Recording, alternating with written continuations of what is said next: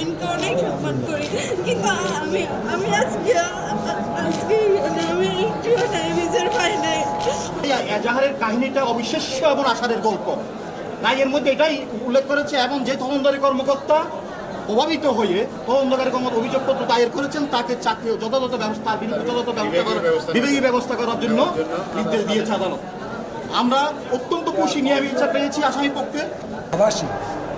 একজন প্রবাসী বাংলাদেশে একটা ইউপি নির্বাচনে তার ভাইকে সহযোগিতা করতে আসার জন্য যে হাসানের কলা বাগানে বা বগাবিলি এলাকায় তাকে যে নির্মমভাবে মারধর করা হয়েছে, এবং যে নির্মমভাবে মারধরের কারণে দীর্ঘদিন মৃত্যুর সাথে পাঞ্জা লড়ে 10 দিন পর সে মৃত্যুবরণ করেছে।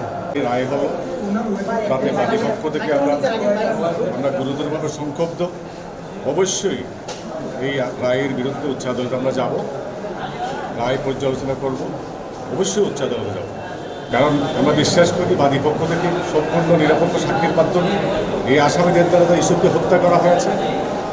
একেবারে বিয়ন্ড অল রিজনেবল ডাউট আমরা প্রমাণ করতে সক্ষম হয়েছি। মাননীয় আদালত যে বিবেচনায় আসামিদের খালাস দিয়েছে তাতে আমরা সংক্ষুব্ধ, অবশ্যই আমরা উচ্চ আদালতে